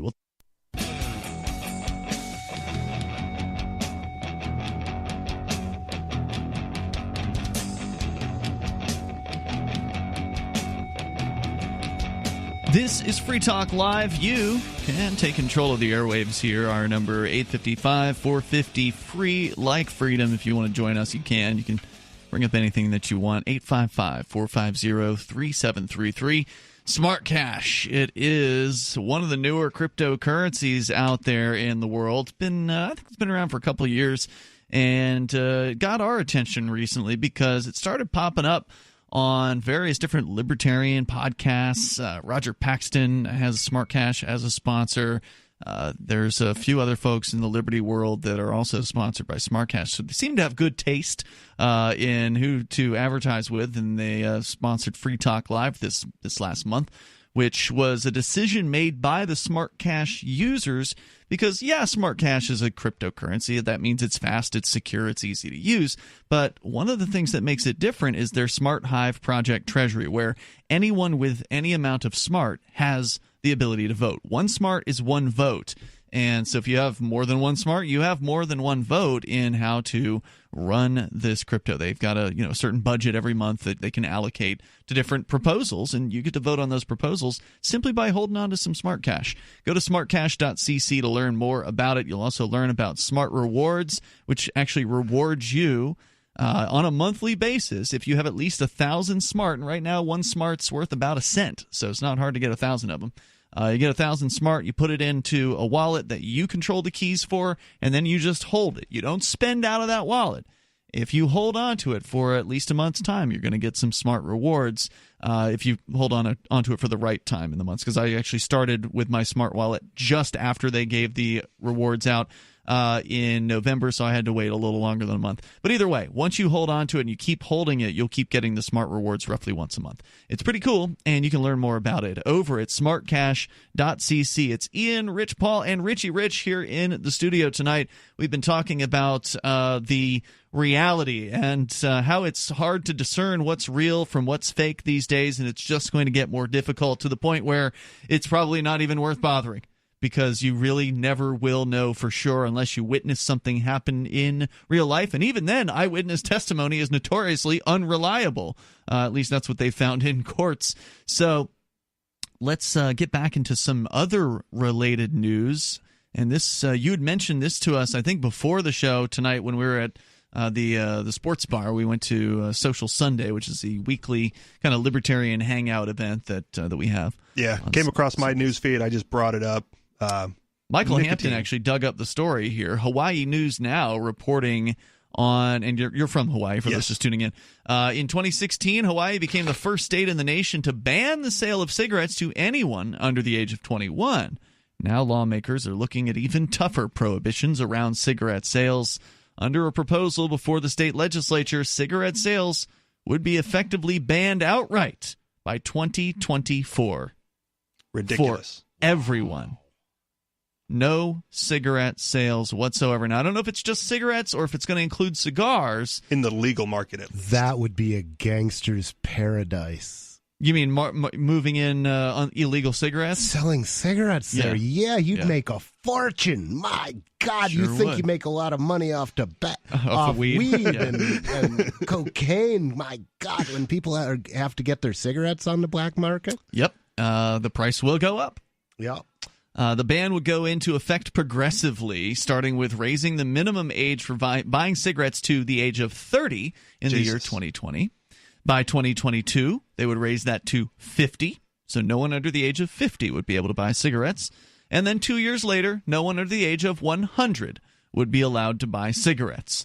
So for the few centenarians that live in Hawaii, they will continue to be able to smoke legally. They can enjoy a smoke for the last few years. And they can run to the store for you to get a pack of cigarettes, too. So they'll be slow, but they'll get there eventually, I hope. I had some friends who got wiped out in the 21 increase. Really? Right? Like they were old enough. They were 19 or 20. Yep. And then all of a sudden, the very next day, they had to find someone else to buy their smokes again. How ridiculous! Yeah, and the cops, of course, can just stop you on the street if they think that you're under the age of 21 and use what their opinion is about how you look as probable cause to conduct a search. I would imagine. Yeah, which I find that to be particularly legally questionable, but very few people who end up in that circumstance are going to actually challenge the ticket. They're just going to pay it, and they're just going to move on. That's what Rich Paul was saying earlier with the 97% plea out. Mm-hmm. Right? Exactly. Even on little things like that, if you don't fight them, all of a sudden it's just another tool. It's an automatic win for them. The measure is House Bill 1509. They say it's a long shot here. It passed its first reading last week, a procedural hurdle, and has been assigned to committees, but it doesn't yet have a hearing. That doesn't mean it won't get one, especially after news of the proposal started generating headlines nationally. The authors of the bill, 2 Democratic representatives and a Republican, so it's bipartisan, say the proposed ban simply makes sense. Democrats and Republicans hate us for our freedom. One of the people, I don't know if they cite who it was, says, quote, "The cigarette is considered the deadliest artifact in human history," they write. I would say that's government. Tell that to the people in Hiroshima and Nagasaki. Right. Or the millions killed by their government. The nation state is the most worst. deadly artifact in history. The cigarette is an unreasonably dangerous and effective productive, I think they mean product, killing half of its long-term users. Well, I mean, everybody is going to die eventually, so I mean, is it the cigarettes that did it or something else? In the long run, we're all dead. George Burns made it to 100 as a regular tobacco smoker, right? So didn't he credit that the cigar a day to his longevity? Some 13% of Hawaii adults are smokers. That's lower than the national average of 17%. Hawaii also has one of the nation's highest cigarette taxes at $3.20 a pack. And more than a decade ago, the Hawaii legislature significantly expanded smoke-free zones and included e-cigarettes in the same prohibitions 3 years ago, which is a stupid thing to do. The e-cigarettes, of course, have been very helpful for a lot of people who had significant addictions to nicotine. They got off of smoking, they moved to the e-cigarettes, and a lot of them stayed there. Some people went back, but a lot of them stayed with the e-cigarettes, and they like it. Rich, you've got the e-cigarette in your hand right now, although you've been back on tobacco smoking as of late. Yeah, I actually just recently rebought this. I lost my last mod, so it is it kind of reminds me of when I studied scuba diving. Mm-hmm. There's a time when you're underwater and you don't really believe that you can breathe, and your body wants you to get out of the water and get this thing out of your mouth so you can breathe. And then after a while, you kind of relax into it, and your body says, "Okay, I can get the oxygen down here, so it's cool." And you're saying this is like that? And this is like that in that, you know, your body attaches chemicals and the results of chemicals to flavors and artifacts, and so you're retraining the body to associate something else with nicotine. Let's go to Alfred in Ulfo. I don't know where that is. Alfred, you're on Free Talk Live, watching us on twitch.lrn.fm. Alfred? Hello? Yeah, hello? You're on the air. Hey. Yeah, awesome. Hi. I just subscribed on Twitch, so I can Thank you. Chat as well. So you guys were talking about vaping, right? Yeah. Mm-hmm. Yeah, I'm actually a vapor myself, and I heard you talk about like the black market and cigarettes and stuff. So I thought that was interesting, so I wanted to join into the conversation. And you said it's hard to get into vaping. You know, it's not just about like just into how you ingest the smoke, but it's also like it's a lot of technical aspects as well that I think are holding people back from getting into it as well. What do you think it's a technical aspect that's holding people back from vaping? Yeah, like at least like I live in Norway. We don't have dual pods here, like at the same level as you're in Oslo. Okay, I couldn't. They didn't type in Norway, the city Europe. correctly. They spelled it Ulfo. Like, where is Ulfo? Oh, yeah, that's fine. I'm from Norway, so it's like 4 a.m. here. No. Okay, so yeah, thanks for sticking with us late there. Now, so what is the situation there in Norway with vaping? So we have like 2 shops in like the capital of Norway. We have like 2 shops that actually sell vaping equipment. So it's hard to get into. I see. But once you're in, you get a lot of help, and there's like a large community around it, and it's great. Do you think it's a good thing that it's difficult to get into vaping? Yeah, and we don't sell nicotine products at all. You have to add it yourself. Okay, because one of the things that concerned me about the article, it was the 13% of adult smokers. Like, who's going to stand up for those people? Because they're obviously outvoted in the majority. Alfred, I wish we had more time to talk. Unfortunately, you called right at the end of the show, so unfortunately, we are out of time. But check out more Free Talk Live. We'll be back tomorrow night. We're on every single day from 7 to 10 at night Eastern Time, and I guess that's just before sunrise in Norway time. So we'll see you tomorrow. Online in the meantime at freetalklive.com. Is spreading the message of liberty, cryptocurrency, and peace around the globe worth $2 per month to you? As you may already know, in addition to our internet feed, LRN.FM broadcasts on free-to-air satellite across North and Central America, as well as Sub-Saharan Africa. And we've been available on satellite for free 24/7 since 2010. The LRN.FM free-to-air satellite signal is reaching some of the most oppressive regimes in the world, and there's no doubt our ideas are making an impact. You can learn more about the channel's impact by watching the 3-minute video at fund.lrn.fm. If you'd like to help free minds globally with our ideas of liberty, cryptocurrency, and peace, you can donate as little as $2 per month via fund.lrn.fm. You can help us continue and expand our satellite broadcast to multiple continents. Visit fund.lrn.fm today, and thank you for your help. Don't forget to share the link on social media. That's fund.lrn.fm.